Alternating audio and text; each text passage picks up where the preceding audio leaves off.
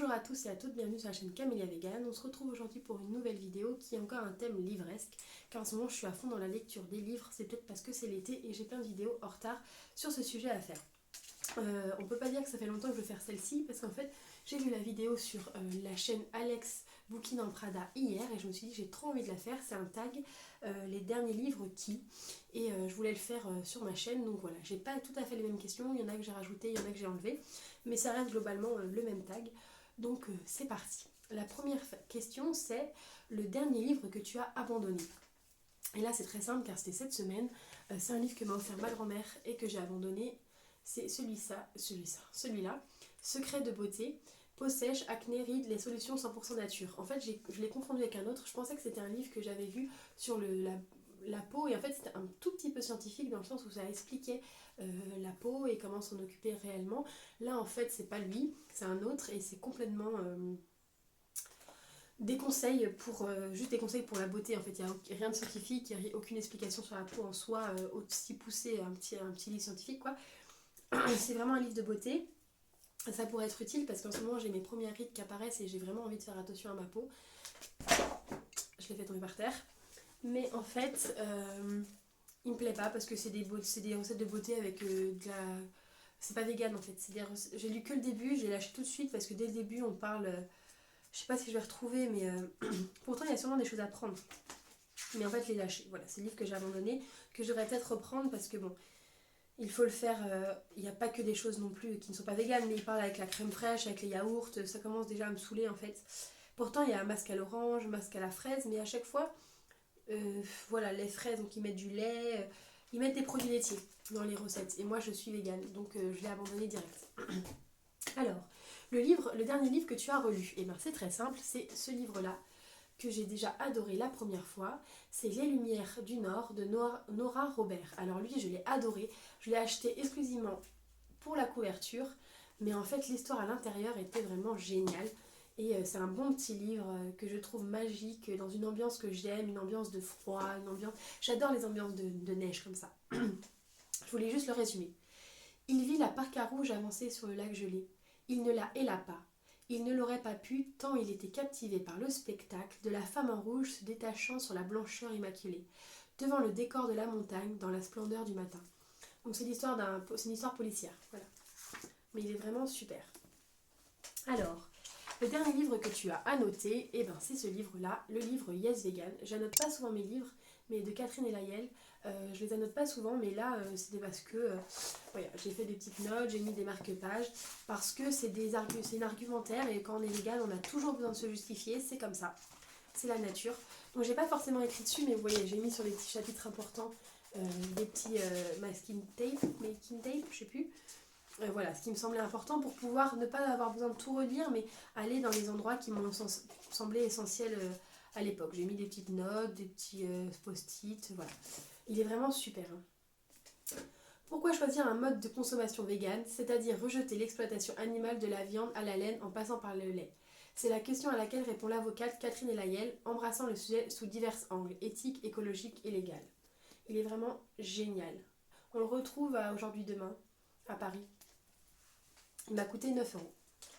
Alors, le dernier livre que tu t'es fait dédicacer. Je me suis fait dédicacer des livres en étant petite par les auteurs. Sinon, dans ma vie, je me suis jamais fait dédicacer de livres. Mais j'ai trouvé un plus récent indirectement où c'est mon père qui me l'a fait dédicacer pour moi. Et je pense que ça peut compter. En fait, c'est de Serge Raffi, c'est un ami à mon père et un peu à moi maintenant aussi, qui est écrivain et qui a écrit ce livre. C'est marrant parce qu'avant qu'il sorte, il m'avait montré la couverture du livre en fait sur son ordinateur. Donc je trouve ça incroyable de l'avoir en main alors que j'ai vu l'ébauche de son roman et quand il essayait de choisir cette image, il m'a demandé son avis, etc. Je trouve ça génial quoi. Et du coup c'est mon père qui a été à la dédicace et c'est mon père qui l'a fait dédicacer. Mais finalement c'est un peu drôle hein. Alia qui découvrira dans ce roman qu'un mythe historique peut naître d'une seule photographie. Parce qu'en fait on est photographe, du coup c'est un livre sur un photographe. Donc c'était super marrant. Vive Eric, mon pote, ton père, bise. Donc ça m'étonne pas du tout de mon papa qui lui ait fait signer ça. Mais c'est mon dernier livre qui a été... je vous le conseille, il est vraiment super quoi. Qui a été dédicacé. Ensuite, Le dernier livre que tu as emprunté, eh ben, c'est tout simplement celui-là, Les émotions cachées des plantes, que j'ai emprunté à ma grand-mère. En fait, ça compte un peu sans compter parce que je lui ai offert à Noël et finalement elle l'a lu et elle me l'a ensuite prêté, donc je lui ai emprunté. Je vous en parle pas plus parce que dans ma dernière vidéo pile à lire de la rentrée, numéro 2, je vous en parle. Donc allez voir cette vidéo si vous voulez savoir ce que c'est ce super livre qui m'a plu mais tellement.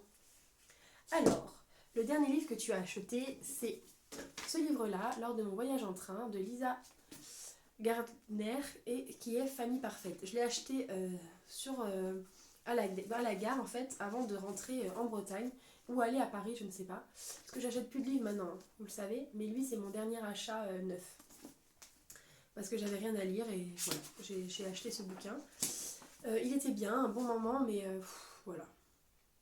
C'est une histoire d'une famille parfaite qui se fait kidnapper et on se rend compte que tout n'est pas si parfait, etc. Donc c'est plutôt... Il est bien, c'est un bon moment. Je ne le conseillerais pas plus que ça, mais il était bien. Ensuite, celui que tu n'as pas lâché, eh bien c'est celui-ci. Changer l'eau des fleurs. C'est un livre qui m'a plu, de Valérie Perrin. Il m'a plu, je l'ai donné à ma soeur, il lui a plu. Je l'ai donné à ma mère, il lui a plu. Je l'ai donné à ma grand-mère, il lui a trop plu. Je crois que je l'ai donné à ma grand-mère. Si c'est pas le cas, je veux à tout prix lui donner tout de suite en sortant. Violette Toussaint est garde-cimetière dans une petite ville de Bourgogne. Les gens de passage et les habitués viennent se confier et se réchauffer dans sa loge. Avec la petite équipe de fossoyeurs et le jeune curé, elle forme une famille décalée. Mais quels événements ont mené Violette dans cet univers où le tragique et le cocasse s'entremêlent? C'est tout ce que j'aime. C'est l'histoire d'une vie en fait. Et moi j'adore les histoires de vie comme ça. Mais en fait pendant tout le long au début on dit ah ouais ça va être un peu long pour ceux qui n'aiment pas vraiment quand c'est vraiment que l'histoire d'une vie. Et après vraiment à la moitié du roman il y a une nouvelle intrigue qui apparaît. C'est vraiment...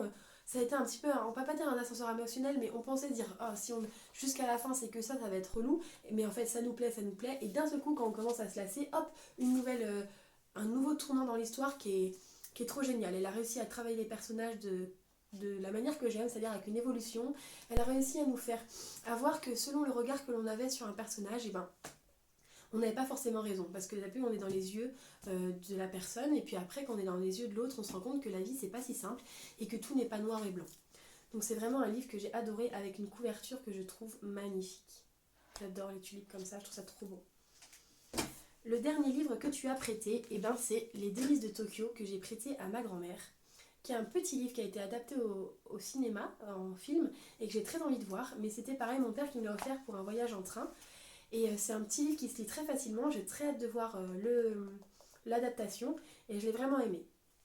En fait, c'est l'histoire de Toku, une vieille dame aux doigts mystérieusement déformés pour réussir les han, la pâte de haricots rouges qui accompagne les doriyaki, des pâtisseries japonaises.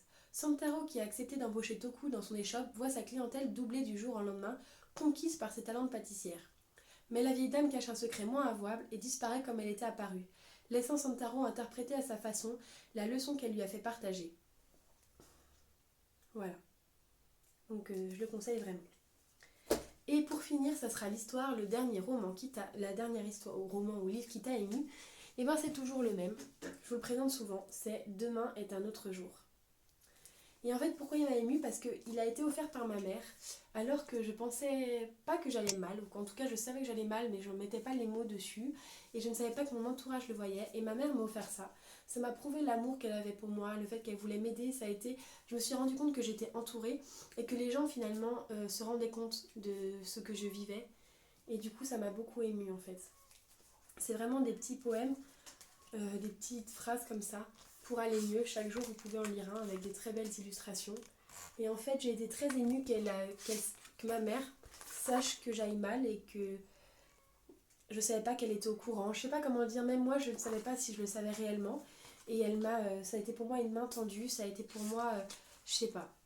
J'ai trouvé ça, j'ai été très émue quand elle me l'a offert. Car les mamans lisent dans notre cœur, c'est évident. Une phrase. Un homme est bien fort quand il s'avoue sa faiblesse. Honoré de Balzac. On ne bâtit pas un bonheur que sur les fondements du désespoir. Je crois que je vais pouvoir me reconstruire. Me mettre à construire. Marguerite Yourcenar. Voilà, c'est des textes qu'ont pu dire William Shakespeare, des grands auteurs. Le plus souvent, la réponse est en nous, avec des très belles illustrations comme celle de la plage que je trouve magnifique, la mer. La vie sans les mots qui la rendent grave et un hochet d'enfant, de Chateaubriand. Accepter. Savoir accepter une première étape indispensable pour surmonter les conséquences du malheur.